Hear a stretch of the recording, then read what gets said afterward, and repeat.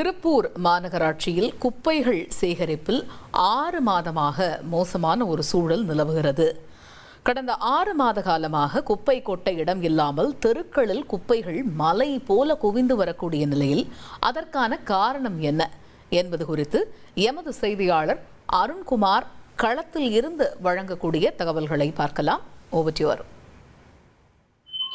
திருப்பூர் மாநகராட்சியில் மொத்தம் 60 வார்டு உள்ளது. இந்த வார்டில் பார்த்தீங்கன்னா, அதாவது தினசரி 500லிருந்து சுமார் 700 டன் குப்பைகள் சேகரிக்கப்படுகிறது.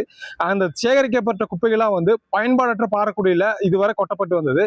அங்கே அதாவது இப்போ சமீப காலமாக அந்த பயன்பாடற்ற பாறைக்குழியிலான நெருப்பரிச்சல் பகுதி, பொங்குப்பாளையம், காலம்பாளையம், அதுபோக இப்போ முதலிப்பாளையம், ஊத்துக்குழி போன்ற பகுதியில் பொதுமக்கள் கொட்டக்கூடாது அப்படின்னு சொல்லி தொடர்ந்து எதிர்ப்பு தெரிவிச்சுட்டு வராங்க. எதனாலனா, அதாவது அங்கே கொட்டப்படுவதனால நீர் மாசுபடுது, அதுபோக சுகாதார கேடு வருது, சுவாச கோளாறு வருது என தொடர்ந்து அப்பகுதி பொதுமக்கள் எதிர்ப்பு தெரிவிச்சுட்டு வராங்க.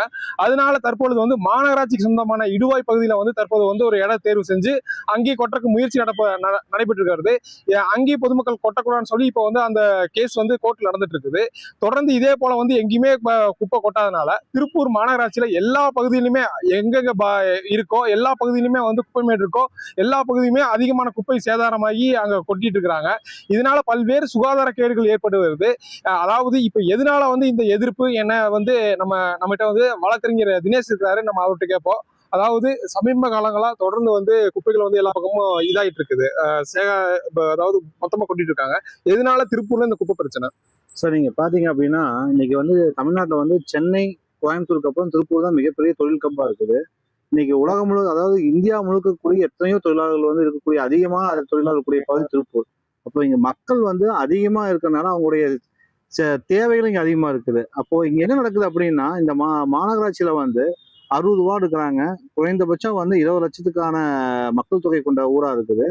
அப்போ இங்க வீட்டுல இருந்து வரக்கூடிய அந்த குப்பை, அதாவது வீட்டுக்குள்ளே வெளியே வரும்போது செக்ரிகேஷன் ஆகாதனால இவங்களால அதை ப்ராப்பரா மறுபடியும் எடுத்து போய் எம்சிசி சென்டர்லயோ ஆர்சிசி சென்டர்லயோ அவங்களால செக்ரிகேஷன் பண்ண முடியல. அப்ப என்ன பண்ணிடுறாங்க அப்படின்னா, ஒரே லோடா கொண்டு போய் பாறைக்குழியில கொட்டிட்டா வேலை முடிஞ்சுன்னு சொல்லிட்டு கொண்டு போய் பாறைக்குழியில கொட்டிடுறாங்க.